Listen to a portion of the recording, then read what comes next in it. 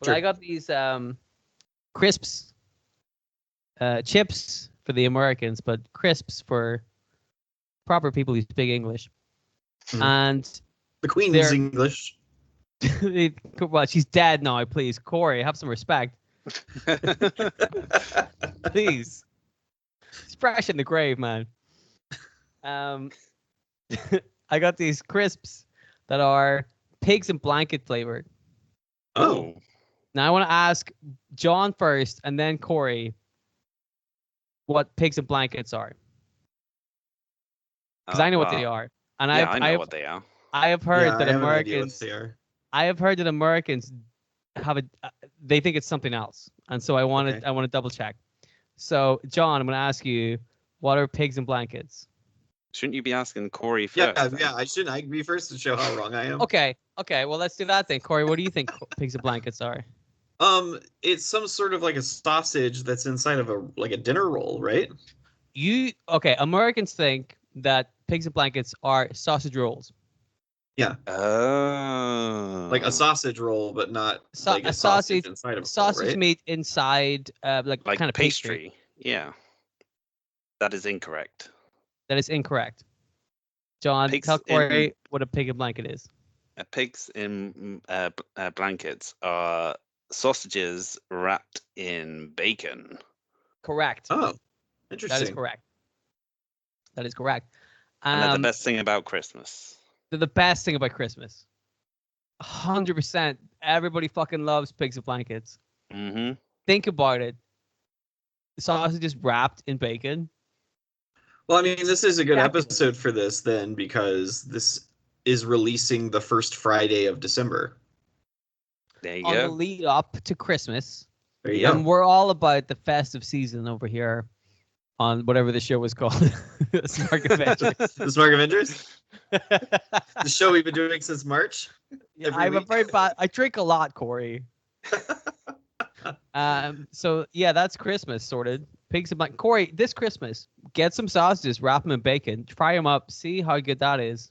Mm-hmm. It is top notch, man. Come on, Everybody, man. welcome to the Smark Avengers. My name's Corey, and with me are Dylan and John. Guys, how you doing today? Good, man. Thank you. Excellent. Good. Well, last week we spent an episode talking about what we thought were the worst comic book deaths. So this week we're going to do the opposite. We're going to put on our hats of positivity, and we're going to talk about what we thought were the best comic book deaths. So we're going to keep the same rotation. We'll go John, Dylan, and then me. Ideally, I think we should all have 3 in mind, but we might have some leftovers at the end of it. John, you want to you want to lead us off? Sure thing.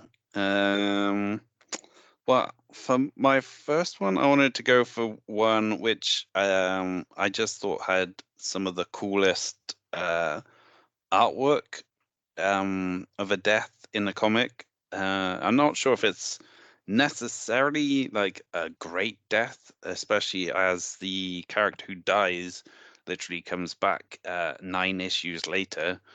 But it's one that like it's just one of my favorite comic books I've ever read, and I think it's just really well done. So for my first pick, I've gone for Elektra's death in Daredevil 181 That's a good. by Frank Miller. That's a good. I was looking at that one. I was thinking Yeah. about that.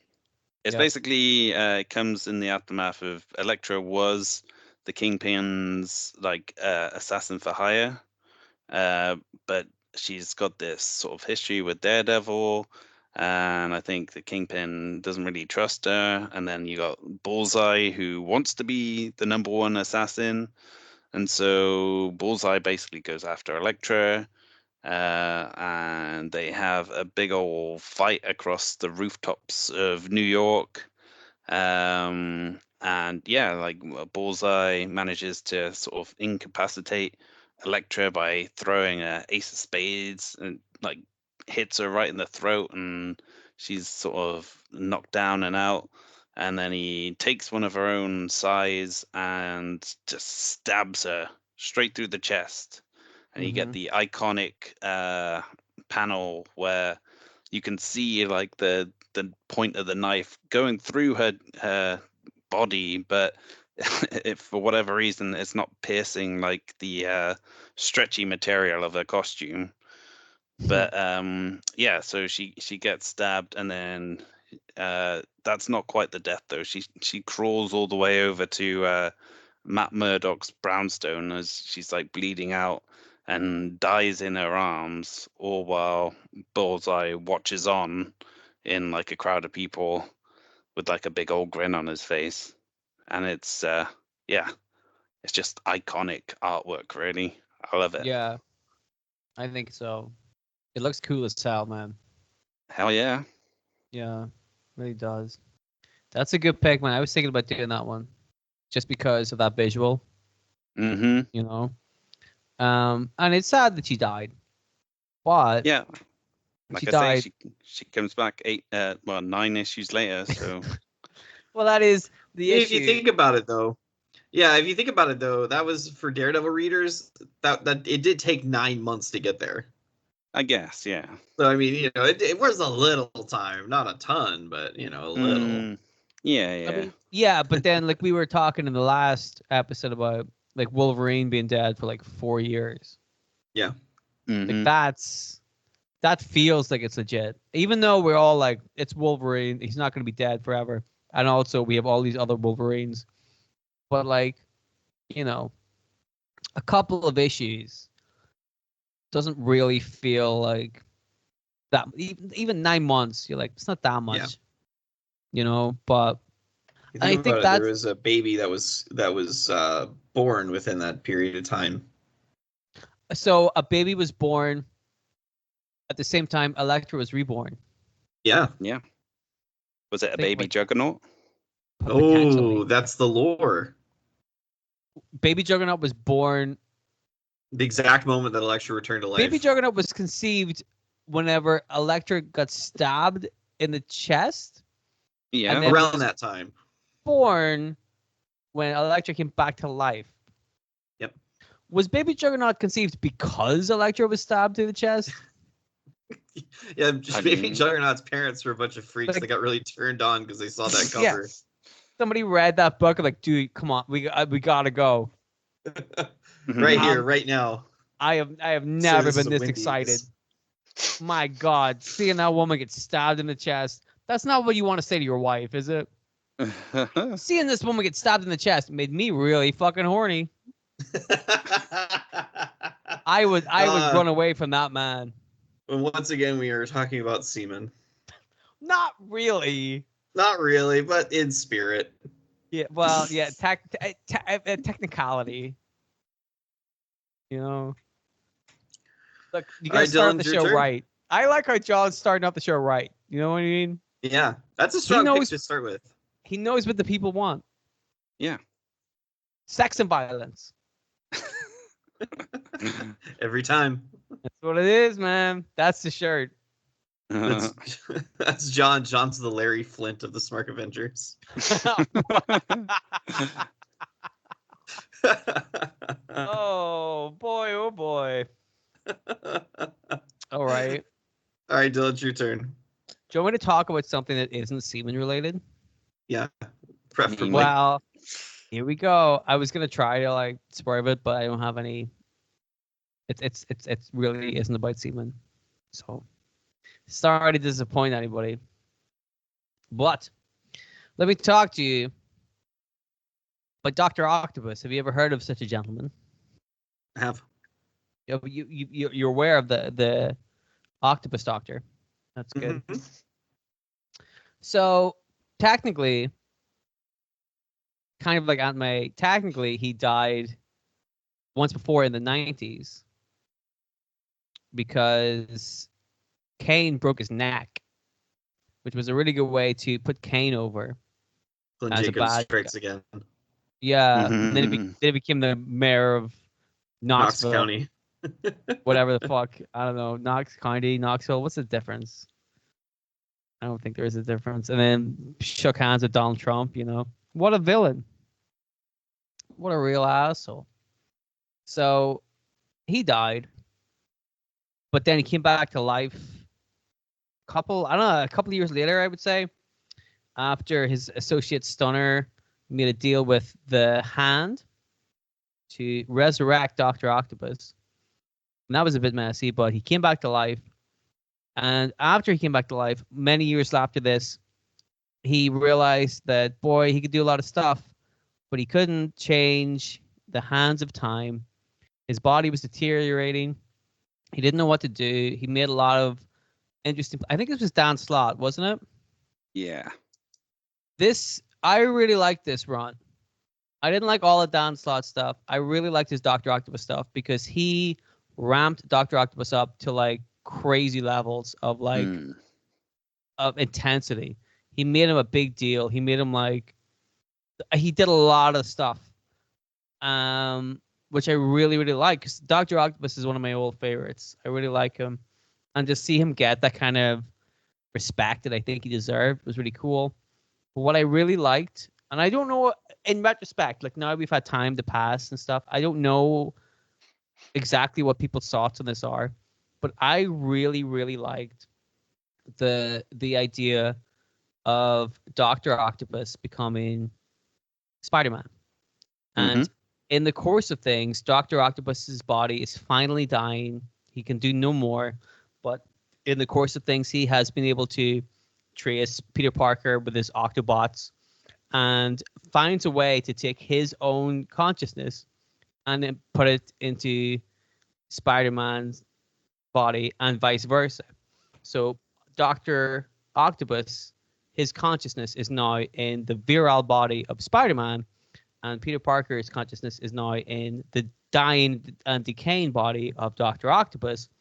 Dr. Octopus has now got the final victory over his longtime foe, and some shenanigans happen. Spider-Man he breaks out of prison. He tries to get a way to switch his consciousness with Dr. Octopus again, but Dr. Octopus has figured that out and doesn't allow it.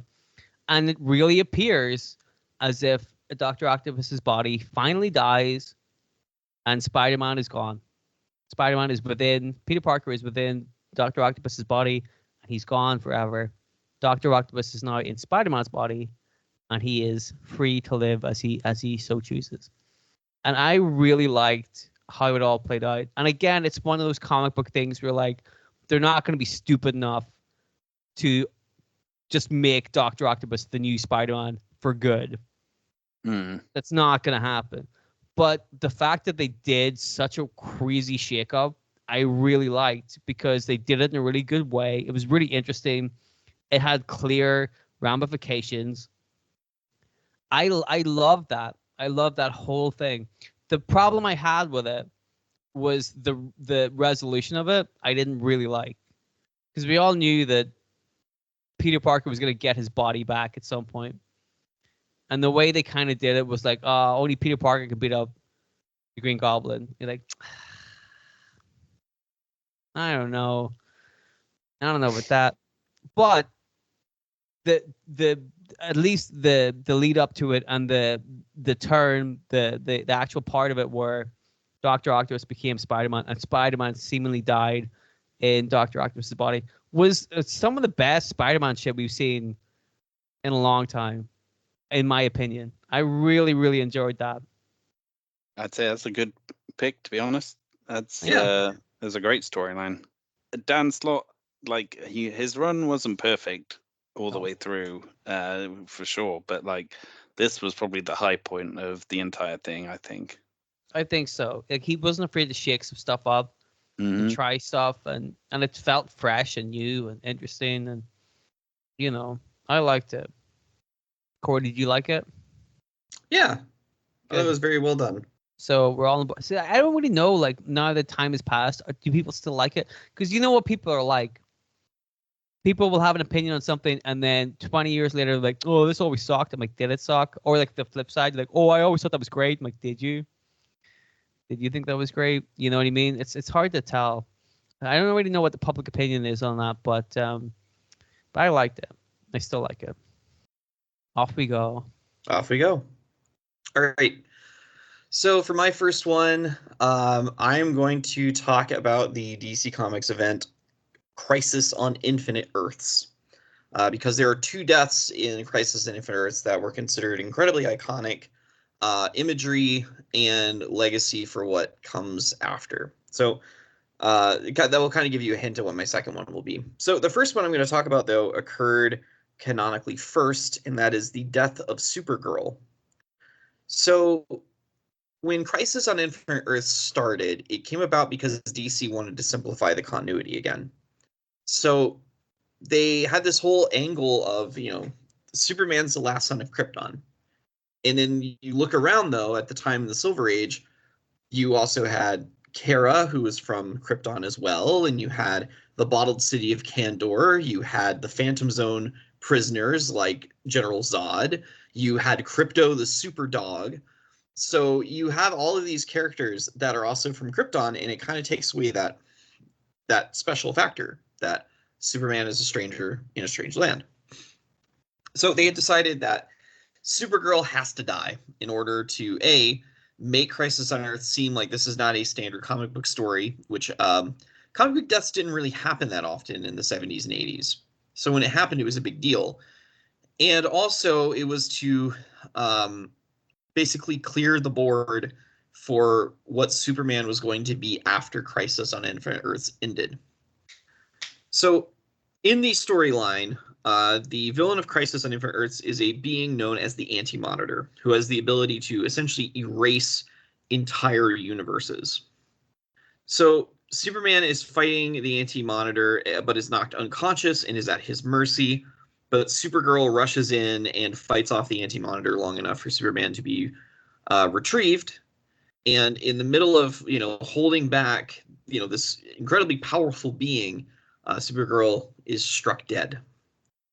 So there is a public memorial service for Supergirl that takes place in Chicago, and Batgirl delivers the eulogy. And this was considered a really big deal because Supergirl was an incredibly popular comic and character. But for DC to figure out what they wanted the new world to look like, they had to make some sacrifices, and one of them was taking Supergirl out of the game. So her death was the first kind of sacrificial lamb to show that the new big bad or new event is super serious business.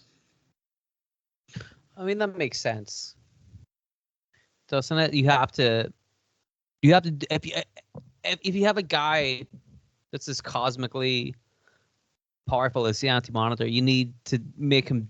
There needs to be some kind of like ramifications, right? Mm. You know what I mean? Stuff needs to happen. So I get that. That makes sense. There was other deaths in that run, though. Yes. Are you gonna be touching on them too? There's only one more from Crisis that I'm going to bring up for my second one. I suspected as much. Yes. I suspected that. What is interesting, they did, by the way, treat the last son of Krypton very seriously. In the reign of the Superman, none of the people that were posing as Superman were true Kryptonian, with Connor Kent being a clone. When they did bring a Supergirl into the 90s by Peter David, it was revealed that she was not a Kryptonian and did not really have anything to do with Kara, but she was actually a fallen angel that was taking on the appearance of a super Kryptonian character to blend in. Mm. I'm Interesting. guessing So, yeah. the original Kara came back at some point, though. Yeah. Peter David ended up bringing her back as Supergirl in, I think, 2003. So that will be my first one. John, you are up again. Ooh, some tough choices to make. I will go for Scourge, the Executioner, who was a long time Thor villain, often paired with the Enchantress. He was sort of the muscle, while she was the sort of the brains and beauty of the combination. And yeah, basically during Walt Simonson's run, there was like an adventure into the depths of hell, where Thor and Balder were looking to rescue a bunch of souls that had been stolen by Hela. And I think the Enchantress and Scourge had been sort of paired up with Hela at this point, but then he kind of got fed up with like the Enchantress just using him all the time, and not sort of reciprocating the love that he felt towards her. And so, yeah, when it came time to like escape from hell with all these lost souls, he decided to help Thor and Boulder out and basically like hold off the entire forces of hell. So like Thor and Boulder are getting these souls out of there, and Scourge is left behind with a pair of machine guns, which he's like blasting away all these skeleton forces before using the guns as clubs to sort of beat them off and like take them all out. And yeah, he goes down while he's fighting all these hordes of hell off. And yeah, it's just like pretty cool death for a sort of not a major character, but it gave him way more sort of personality and made him way more interesting in that one moment than he'd pretty much ever been in his entire comic run up to that point. So, and it's again like really iconic art as well.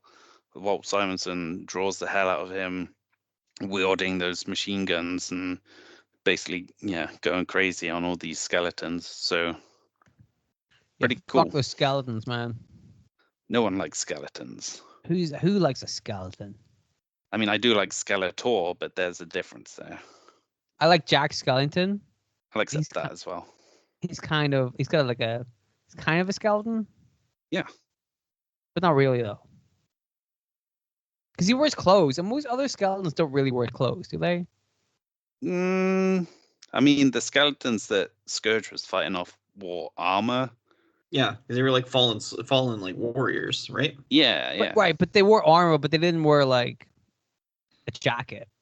No, they weren't wearing You know what I mean? like a They suit. weren't wearing pants. Yeah, they didn't have shoes on. Yeah, exactly. So like they weren't wearing they didn't have class. Spats. You know? Yeah. None of that shit. They're just wearing armor. Whatever. Where'd your clothes go? You know? There's nothing but perverts in hell. Not just in hell. No. Anyway.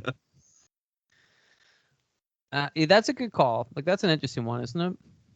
Did they replicate that in the MCU movie with Carl Urban by chance? Kind of, yeah. He had like I think his whole role in that was sort of based off the that sort of moment in the comic books. Like he was originally sort of Hela's sort of lackey, and then basically turns good towards the end and tries to hold off the forces of hell whilst all the Asgardians who are remaining like trying to escape. So there you go. I mean, it is the iconic Scourge moment. He hasn't had too many of them, to be fair. No, exactly. But it's good to give that kind of character something. He redeemed himself, you know. Yes, yeah, you know what I mean, like something cool to like hang their hat on, you know. I think something like that's pretty cool. That's a good shout.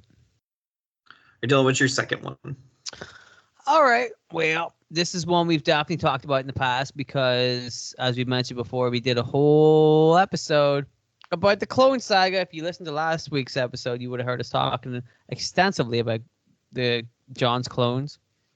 But we're not going to talk about that today because it's a touchy subject. But I wanted to talk about something. One of my favorite comic book deaths is Ben Reilly, the original Ben Reilly. Not the the reborn Ben Riley, where they just couldn't give a fuck about any of that stuff, where they killed him a billion times and brought him back again. I'm like, I don't. This doesn't make any sense. None of that. Talking about original Ben Riley here.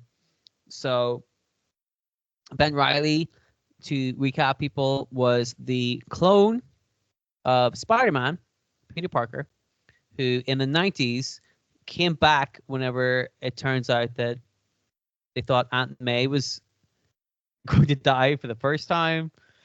This is a complicated issue that I will talk about later. But Ben Riley came back. Peter Parker and Ben Riley looked the same because they were clones. At some point, Ben Riley became the new Spider-Man while Peter Parker kind of drifted off in the background. Norman Osborn came back and revealed that the whole thing was a hoax to just fuck with Peter Parker, which, I admire. I gotta say, I like that guy. I like that kind of just vindictiveness, So obviously Peter Parker and Ben Riley end up having a big fight to get to Norman Osborn. Osborn beats the shit out of Ben Riley and lays the stage for an epic showdown between Peter Parker as Spider-Man versus Norman Osborn as the Green Goblin. It's a wonderful, epic fight. They're on top of a building. I think they're on top of the Daily Bugle. I'm not 100% sure. Yeah, I think so. Yeah. So they're ready to fight. And at some point, Norman Osborn, that tricky trickster that he is, has a little trick up his sleeve where he calls his Goblin Glider to come and try to impale Spider-Man, Peter Parker, on the front of it. The way he tried to do it years ago, ironically, it's a good callback. Ben Riley sees this and jumps in front of the glider himself, takes the brunt of the damage, ends up falling off a building because of it. Peter Parker beats the shit out of Norman Osborn, goes to see Ben Riley right before he eventually dies. And, they share some words, but it's quite clear that Ben Riley at this point is 100% the clone. He disintegrates because that's what clones do, I guess. They just disintegrate. But it's such a wonderful. I always thought that it was just such a wonderful way to put a cap on the Ben Riley thing. They did him right. I have been vocal on this show about how much I love the Clone Saga. I know it gets convoluted and very silly sometimes, but I really love it. And Ben Riley's death was such an impact to me. It was such a real, like, wow, that means something. And then they brought it back and fucked it all up. But to their credit, they did leave it a long time. That was Dan. Was that Dan Stott again? I think it might have been. No, come on, man. I was just singing his praises earlier, then he went and fucked it all up. But like we said, not all of his run was perfect. Mm-hmm. And for a glimmer in time, it felt like Ben Riley might have been one of those permanent deaths in comics, and it was a wonderful thing because it gave you enough. You could reminisce about that character without being too vocal about bringing him back. Mm. People were vocal about bringing him back, but, like, you know what I mean? Like, you had that nostalgia for him, but you're also, like, very happy about how things ended. It ended in a very satisfactory manner. Yeah, I think. So that one always is ranks pretty highly for me. It's another one as well where the art is fantastic. Wonderful. John Romita Jr. Yeah. Oh, so good. Mm-hmm. His run in the 90s of Spider-Man was phenomenal. Yeah. Just wonderful, man. His run in anything in the 90s was fucking wonderful. Mm-hmm. But that artwork really does help. Like, it saves the day. That's a good one. All right, so I hinted at it earlier, but Crisis Infinite Earths is famous for another important death, and that is a man that we have attempted to kill ourselves, but did not have as much luck as DC. So here's the official cheat sheet, guys, on how you kill Barry Allen the Flash. I mean, I feel like we did actually kill him, so... I mean, this is like the official way. Well, Like, ours is pretty official. yeah, no, it's just as valued. It's just not it's just not done the way that the instructions that came with the box said. Okay. Fair enough. So in Crisis on Infinite Earths, there is a being called the Anti-Monitor who has decided that all of these multiple universes gotta go. It's too chaotic. It's too weird. We gotta get rid of them. And so he has a device that is an antimatter cannon that he effectively uses to blast these alternate Earths away. And so, because the Flash, Barry Allen, is the only character who has the capability of running fast enough he can go through time and visit basically other dimensions using the Speed Force, he gets captured and imprisoned on the planet Quard in the antimatter universe. Barry is able to free himself and begins to dismantle the antimatter cannon by running faster than he ever has before to generate enough velocity to push back the energy that's generating by the cannon into itself, overloading it and triggering a massive explosion. The panels for this scene are really harrowing because you can see the Flash wither away.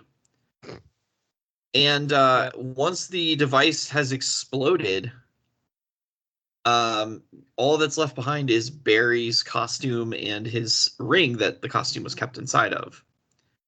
But this was a major moment in Crisis on Infinite Earths. It's basically what stops the Anti-Monitor from achieving his plan of wiping out all of the different parallel worlds and cements Barry Allen as a hero. Barry stayed dead for like 30 years. Damn. So Pretty good. yeah, so when years. he Saint Barry became a thing, mainly because when the new continuity launched from Crisis, Wally West became the Flash, who was the kid sidekick Kid Flash for years up to that point, and his whole run was about proving himself worthy to take up the mantle of the Flash and honor his uncle, best friend, in-law kind of thing. Barry Allen was his aunt's boyfriend, essentially. So not really uncle situation. I see. But yeah, so that was the death of Barry Allen. It basically ended the Crisis on Infinite Earth storyline. It was honored for decades, and it was only undone by Jeff Johns, who at that point had kind of made it his thing because he didn't like 90s replacement heroes to restore all of the old Silver Age characters. I thought whenever you were talking about that storyline that this would come up. Oh yeah. Like I said, Yeah. there's two big deaths in Crisis. One is Supergirl, just for the iconic cover of a grieving Superman holding her limp body, and then Barry Allen literally fading into the Speed Force as he's saving the day. Yes. Yeah. And so it is pretty iconic. Mhm. You know. Mm-hmm. So, Well, oh, go you ahead. know, well, that's just the Flash. You know, you can't beat that guy. No, can't. He has to beat himself. That's Yeah, what we the learned. only way to kill the Flash is just hope he kills himself. Make him run really, really fast until he just stops existing. Just put him on a treadmill. There you go. Well, no, if you put him on a treadmill, he's going to go back in time Why? because that's a cosmic treadmill. It's a What? device that the faster he runs on the cosmic treadmill, it will send him to other dimensions or back in time. So does that work on any treadmill he's running on, or No, just... it has to be a special treadmill. Okay. So we can just put him on a special treadmill and just make him run to death. Pretty much. Hmm. All right. John, why didn't we write that in our? Well, we know for next time. We already killed him. Yeah, but he's gonna come back. Everyone comes back. He always goes back. I mean, the Flash is 100% gonna come back. Are you kidding me? He travels through time, uses the Speed Force, whatever the fuck, you know. John, what is your last person? So for my last one, I have gone for a gentleman by the name of Craven the Hunter. Ooh. So this came at a period in his life where he had basically become depressed and sort of lost his sanity as well, because he'd been beaten by Spider-Man so many times. And I guess being the ultimate hunter, that sort of bruised his ego a little bit. So what he decides to do is basically replace Spider-Man and show him that he could be a better Spider-Man if he really wanted to. So he hunts Spidey down, he shoots him, and then buries him alive, and then decides to wear a copy of the iconic black symbiote style costume, and goes out and captures a villain called Vermin, who Spidey needed the help of Captain America to defeat previously. But Craven shows how great he is by doing it all on his own. Um, but yeah, in the meantime, Peter eventually manages to crawl out of the grave and goes to confront Craven, who then sets Vermin on him, to give Peter a chance to kind of, show that he can do it on his own. But he's just basically crawled out of a grave, so he's in no real shape to do that. So yeah, Vermin basically escapes. Spidey goes off to try and recapture him, and Craven sort of takes that as him having proved how right he was about how great he is and how Spider-Man isn't as good as him. And now that he's finally at peace with himself, he grabs a shotgun and kills himself, basically. Jesus. And yeah, that was in Amazing Spider-Man 262, and he stayed dead for a long, long time Long time. afterwards. Yeah, not until I think it was our good friend Dan Slott brought him back. Just can't leave well enough alone. Nope. Well, he's just fucking with everything, isn't he? Yeah, man, his fingerprints are everywhere. Mm-hmm. He had a big run though, so fair enough. Yeah. He had to do something, you know. I think when it comes to classic Spider-Man stories, like Craven's Last Hunt is like right up there Oh yeah. with everybody that reads Spider-Man. They're like, that's one of the best ones. I always loved Vermin as a character because to a point, because when you saw him, they always treated him really well. Mm-hmm. They had this weird, like, visceral, like, he's one of the only guys that really gave Spider-Man a problem that would recur through his appearances, which I really liked.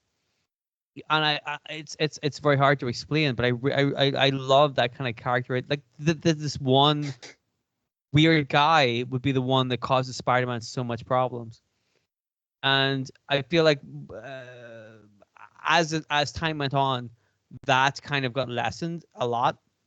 Vermin is no longer the big threat to Spider-Man that he used to be, which I think is a shame. But regardless, I think Craven Last Hunt did a great job of showcasing that and showcasing Craven the Hunter as just this wonderful character. Yeah. You know, this real, like, because again, a lot of the other characters in Spider-Man are wacky, like, oh, I'm a Scorpion. I'm a rocket racer, you know, and I'm the big wheel. Like this wacky, like, silly characters. And then the Craven the Hunter storyline comes along and just like humanizes what could have potentially been a very wacky character. Mm-hmm. I feel like he was still quite grounded compared to a lot of the other, you know, I'm a doctor and an octopus, you know what I mean? Craven the Hunter in comparison, much more grounded. And that was such a real storyline, a real surprising, interesting storyline. And of course, you know, like you said, they brought him back and they fucked it up. because they always do. But again, they give him a lot of space. But that was in the 80s, I think. I believe so. I believe his death was in the late 80s. I would say the 80s, and his resurrection was for 2010s. Yeah, definitely. So you're talking the guts of 30 years. Yeah. That's not bad.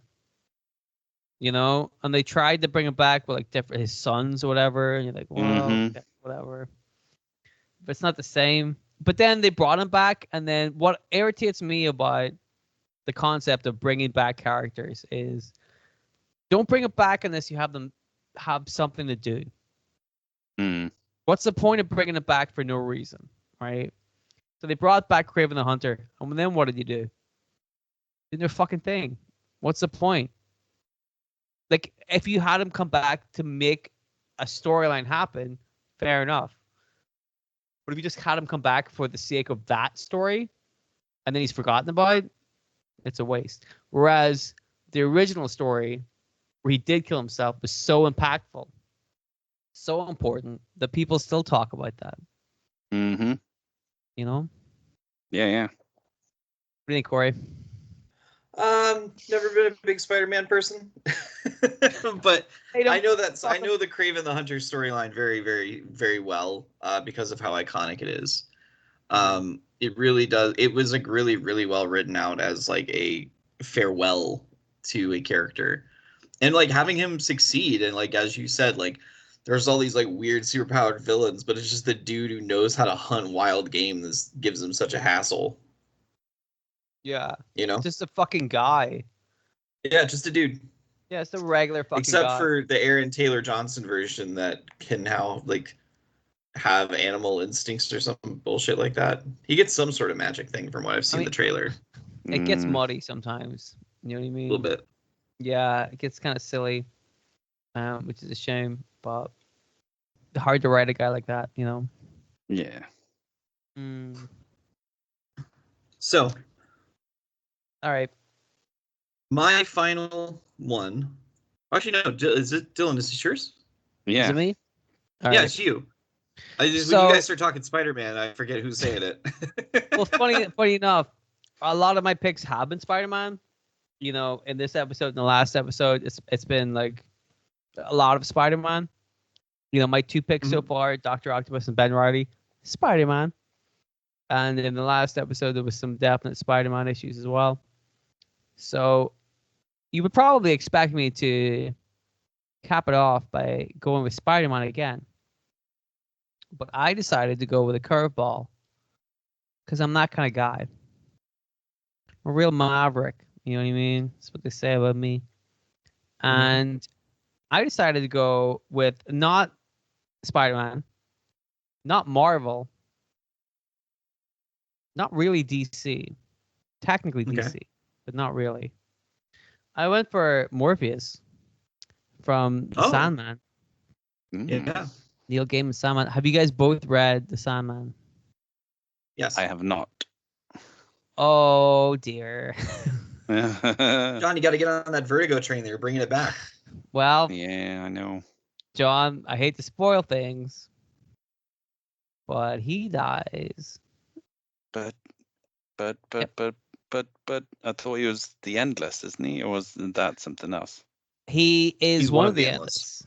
Yes. There are many. It's more of an idea than a factual statement. They explain it in the book. They do explain it. Now, because The Sandman is a very multi-layered story, for me to try to explain it, I can't, and I will try to explain it, but it won't make as much sense as just reading the book. The truth is, you just have to read The Sandman because it's really good.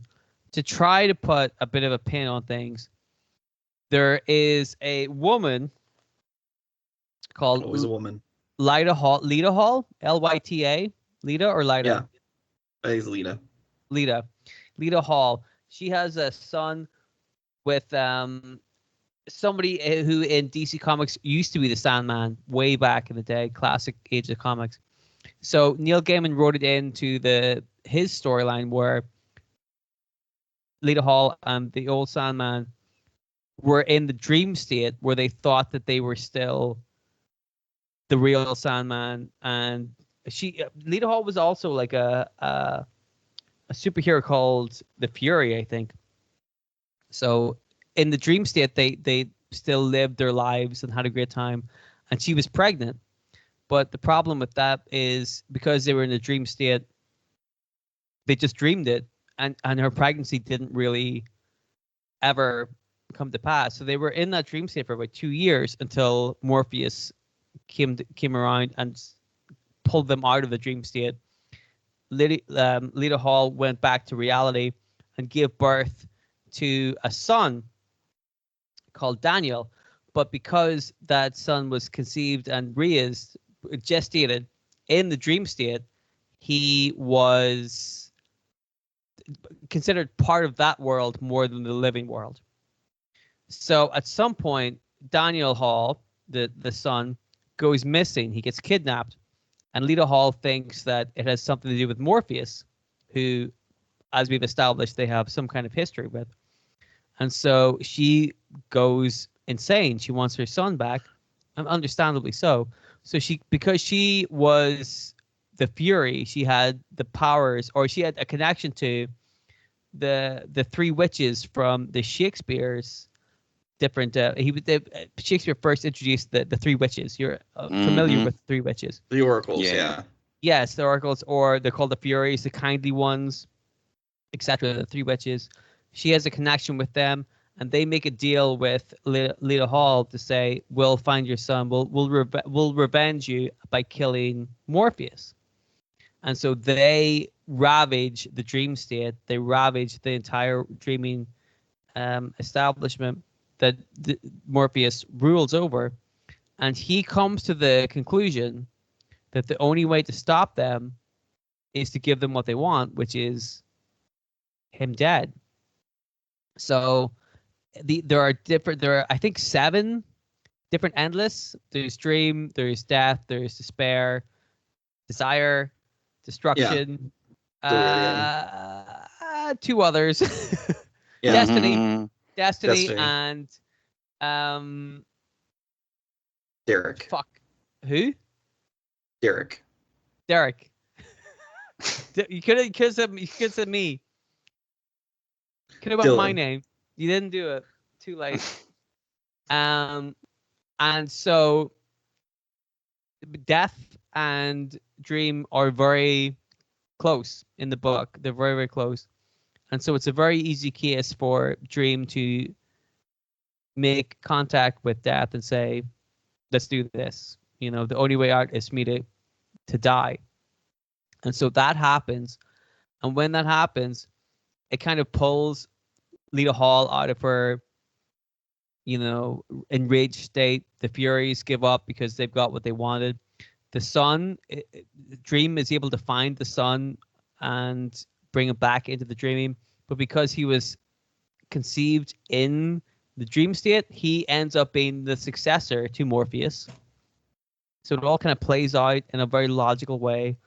And if you read Sandman, there's a lot of hints and just subtle clues about how this could possibly go. Morpheus seems like a very angsty, kind of depressed character who doesn't like talking to people and doesn't really like what he does.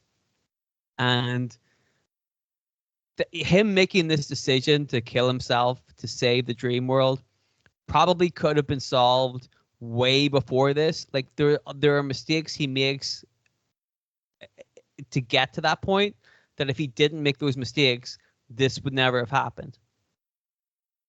And I think that all of it is just incredibly good, incredibly well written, incredibly like subtle and interesting and fun. And to kill off your main character in the book about this character is a brave move. And there were issues after that he died. They kept it going for a little bit after that, and they just explained stuff. And it's so refreshing to read a comic like this. Do you know what I mean? Mm-hmm. Corey, you've read it, so you know what I'm talking about. Like it is. Yeah. It's just fun to to see a writer kind of play around with stuff and understand things and just have it come out in the words. It's really good. John, if you haven't read Sandman, I'd just save up some money, buy the whole omnibus on eBay and read it. We did. We just bought the books one at a time till we had the whole collection. It's so worth it. It's a wonderful time. Oh. I mean, and to address the elephant in the room, Neil Gaiman has been in the news lately for some not fun things. But don't necessarily let that dissuade you from reading Sandman. In history, we've seen a lot of artists that might not be great people who make great art. My last one is going to be one that you guys may or may not know about, but it is an important death because it is the inciting incident of the story. So, are you guys familiar with Starman? David Bowie. Yes. Love that song. So Starman is an OG character from the 1930s in DC.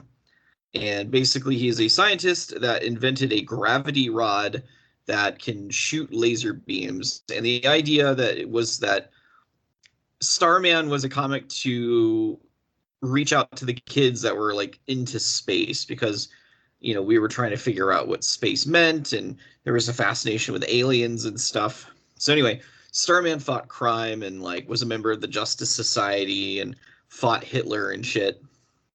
And was one of those characters that kind of just disappeared because in Earth 2, the world that he was from originally, the heroes were allowed to age. And so he had already retired.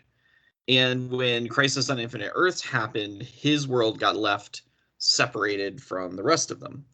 So there's this event in the mid-90s called Twilight Hour, where Hal Jordan has now turned heel and is going by Parallax and has amassed all of the Green Lantern energy and is attempting to remake the world to one that is better for him. And in the course of that, he opens up this sort of pocket dimension, and all of the old heroes come back to the main continuity. So like the Golden Age Flash, the Golden Age Green Lantern, the old men from the 40s, essentially. So because Starman is still an old man, though, in Twilight Hour, you meet his two sons, David and Jack. And David, being the older brother, steps up and volunteers to take on the mantle of Starman. And Jack is fine with it. And you see a difference in the two brothers in the art immediately. David is like a sensible young man who's dressed very, properly. And Jack is got shaggy hair and a goatee and a leather jacket and like a band shirt.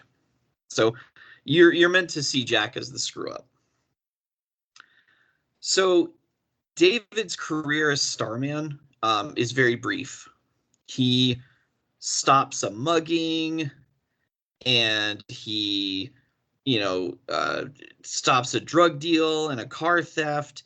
And while he's patrolling the city one evening, he is shot and killed by a sniper rifle. And that is the first issue of Starman, is Jack finding out that his brother is dead. So Starman is a book about the relationship between fathers and sons and grieving families. So Jack is the screw up of the family. He's not interested in science like his brother and his father were. He ran a junk store because he was obsessed with like weird, rare vintage knickknacks and stuff. And Jack had no desire to be a superhero, but when his brother dies, he ends up taking a old prototype version of his father's gravity rod that looked more like a staff, and he went off to find his brother's killer, which was a man named Kyle, who was the son of Starman's oldest foe, the Mist. So in the course of the fight, Jack ends up killing Kyle to avenge his brother's death, and now he starts the path to reluctantly become a hero and the protector of Opal City. That's not where David's story necessarily ends, because once a year, I believe, there would be an issue that was Conversations with David. And Conversations with David was a kind of a black and white comic, except David would be in color. And it was basically David's ghost visiting Jack in his dreams, talking about the events in the comic and like what Jack should be doing with his life. So David's death was really important for the comic to happen. And you still had that, like, how it was impacting Jack, because it impacted his relationship with his father, because David was absolutely the favorite. It impacts, like, how Jack, doesn't want to be a hero, but feels like he should be. And kind of hammers home the point of family, which is the whole thing of Starman. So that's my last pick, is David Knight, a.k.a. the very short-lived Starman. Interesting. Very interesting. But you like that kind of like bait and switch, don't you? Yeah, so it was like kind of a bait and switch. It's kind of like the first Scream movie. All the advertising featured Drew Barrymore because at the time she was probably the largest named actress associated with it. But like Psycho, she is killed off in her first scene. So, you lured people in with a bigger name celebrity and then they get shocked. But it looks good though. Yeah. Like it's a good look. Like it subverts expectations. You know what I mean? Mm-hmm. I kind of like that to get people interested, to get people to read. As they read the comic, they're so like, that well, is. Did you guys have any? Did you guys have any characters that were kind of your honorable mentions? I have one, I think. I have a couple. Okay. I only have one as well. So Dylan and I can go first, John, and you can go through yours. Yeah. Okay. Dylan, do you want to go first? I'm eating crisps. Okay. I'll go first. So my honorable mention is Hellboy. So Hellboy came out in the early 90s as a comic, with him being the main character. And Mike Mignola put in so much work and so much effort to establish who the character Hellboy was, his big personality, how he interacted with people. And what happened is, in the events of his storyline, he ends up quitting the Bureau of Paranormal Research and Defense and goes off on his own.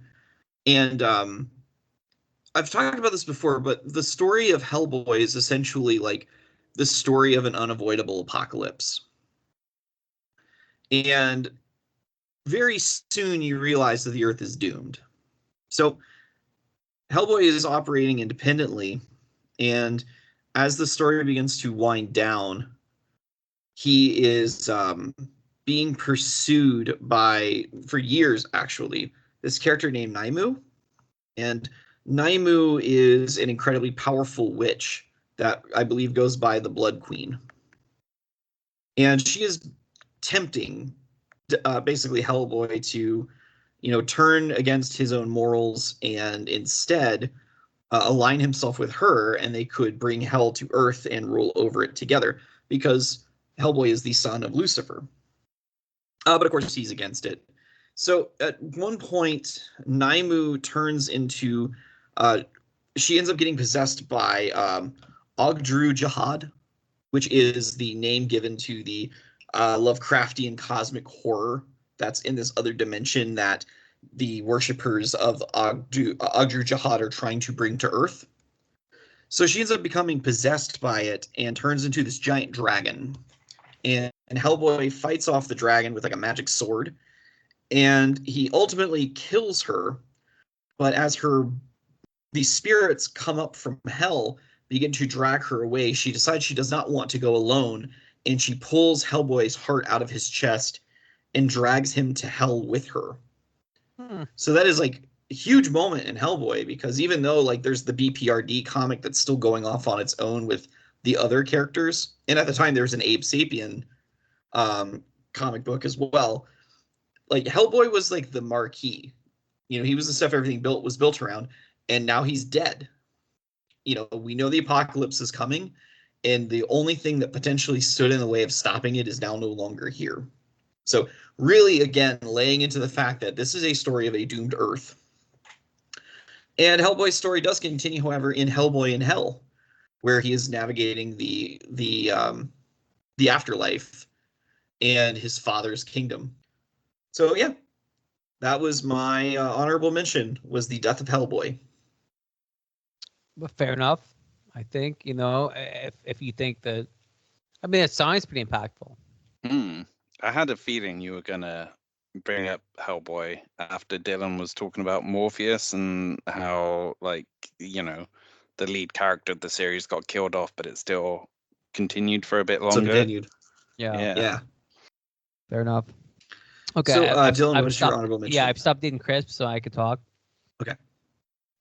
Mine was going to be Mysterio shooting himself in the head.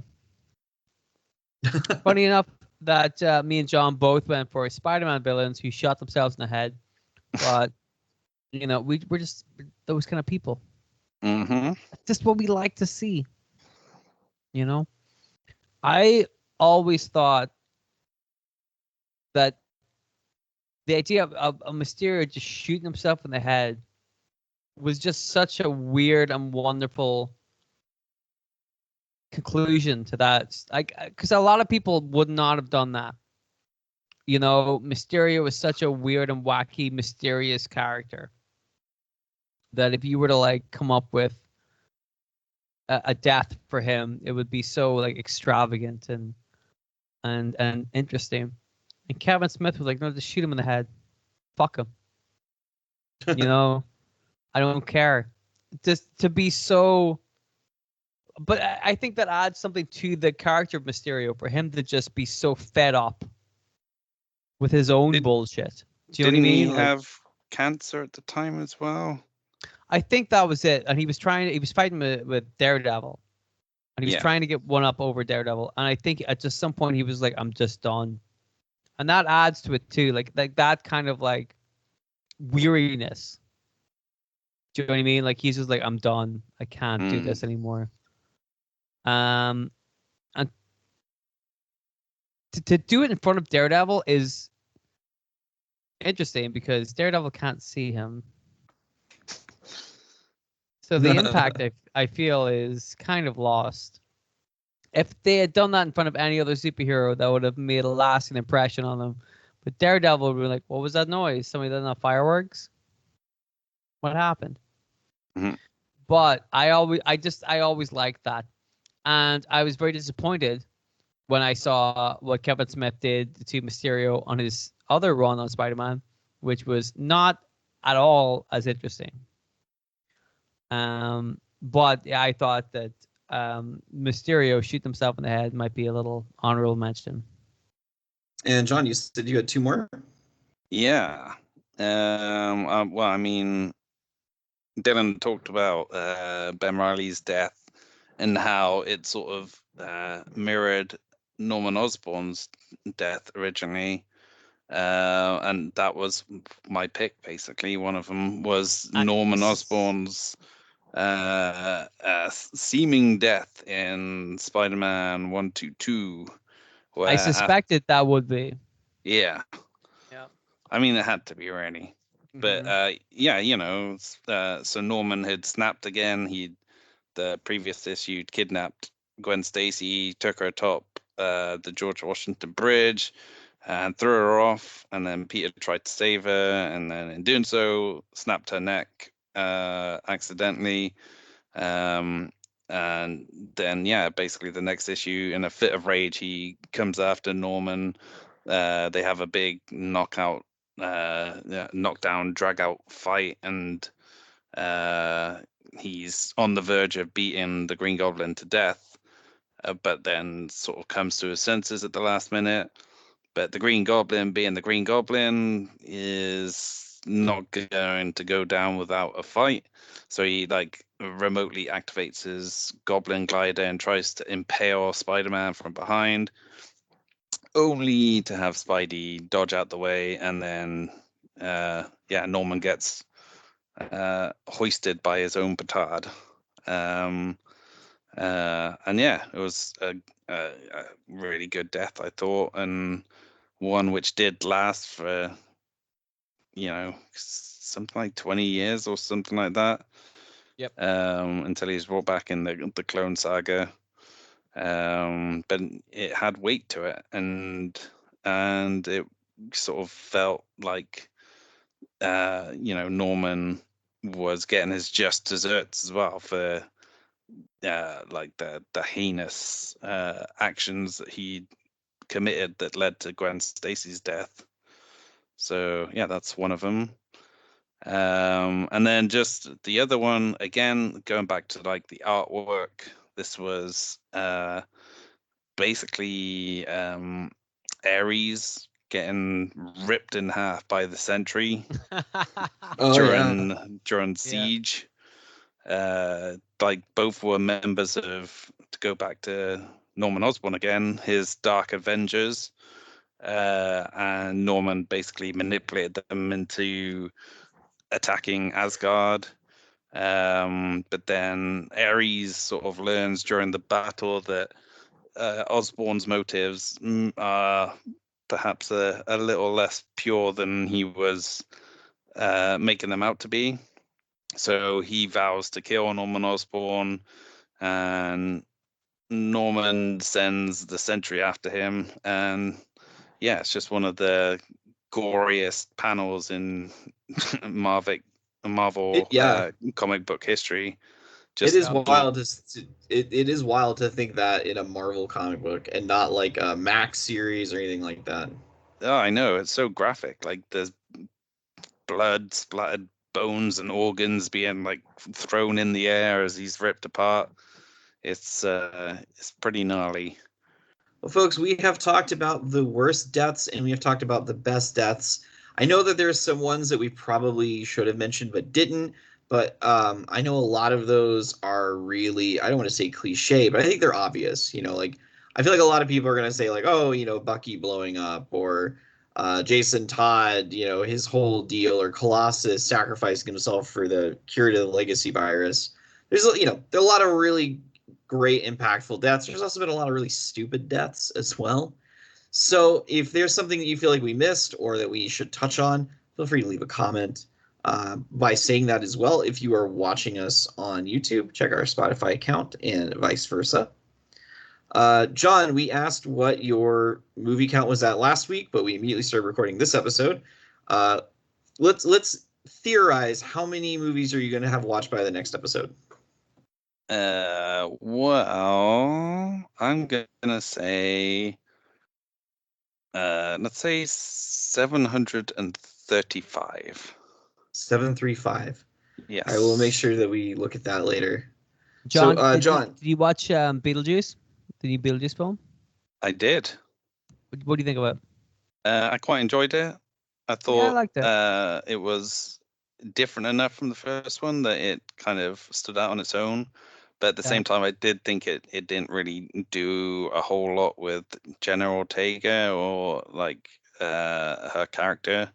Like it felt like they were just banking on like people knowing her from being like the goth girl in Wednesday and other stuff. Like I think she was in Scream as well, wasn't she? But so it felt like there were certain parts of it where it could have been a lot better. Same with Monica Bellucci as the bad guy, who's that's what I thought. Given no role whatsoever. There's nothing for her to play with. But I really liked the film. It was funny. There was some good stuff in it. Michael Keaton's amazing. That storyline with like his wife that comes back Dolores. and then never gets fucking resolved properly annoyed me. I really didn't like that because I'm like, well, why introduce it and make it a big deal in the first half of the film and then have no payoff to it whatsoever? The only thing I can think of is they had to have Beetlejuice be desperate, and they had to give Lydia a reason to be desperate too. I really appreciated the twists with the boy that Jenna Ortega's character meets. Yes. Because like they got two over on you real quick. Yes. So well done on that part. But no, I agree. Monica Bellucci is Tim Burton's current partner. Do you think it was just like, let's get her a paycheck? You know, Yeah, Potentially, definitely. yeah. it did give us that peek into the Beetlejuice origin, though. Oh yeah, that was kind of interesting. I'm Yeah. not sure we needed to know that, but Probably not, Right. but it was interesting. Yeah. Yeah. Like you were saying earlier, but the comic books and stuff, sometimes you don't need to delve into somebody's history that much. You know what I mean? We don't Yeah. need to. Yeah. We don't need all that. Mm-hmm. Dylan, is there anything you would like to promote? I know we just did this last episode. Well, now this is 2 weeks where we'll be talking about our t-shirts that we haven't made or have made and are available. Yeah. We don't know. You'll know whenever you look at the description of the podcast. If there's the you're link to a listening TeePublic. Yeah. There might be a link to t-shirts. There might not be. If there is, congratulations. Please buy them. We have so many t-shirts. Spider-Man's radioactive jizz. Baby Juggernaut. Armless Tiger Man. Armless Tiger Man. Well, the other ones we must have like a shit ton of. Gun Bunny. She came up. Gun Bunny You were did very- come up. Yeah, you were very eager to add her to the pantheon. We did talk about Gun. We have to talk about Gun Bunny some more, I think. Yeah. You know what I mean? I feel like Should we that's make a T-shirt that says like I blew up my fireball into my own face? It's just a T-shirt that says glancing blow. I mean, I do want to make that, but I don't think that has anything to do with this podcast. No, it doesn't. Again, I love references no one's gonna get. Well, we should do one for just for our own amusement. You know what I mean? Yeah, exactly. That one's for one for you, one for us. Yeah. But if you do make shirts, please buy the shirt. I've got Large Old Cup podcast that is a stream of consciousness. It's a good time sometimes. All right, so that's gonna do us here. We will see you all next week, where we will talk about a game or killing a character or our worst or best, the regular stuff. But until then, we'll see you all later. Goodbye. Goodbye. Bye-bye.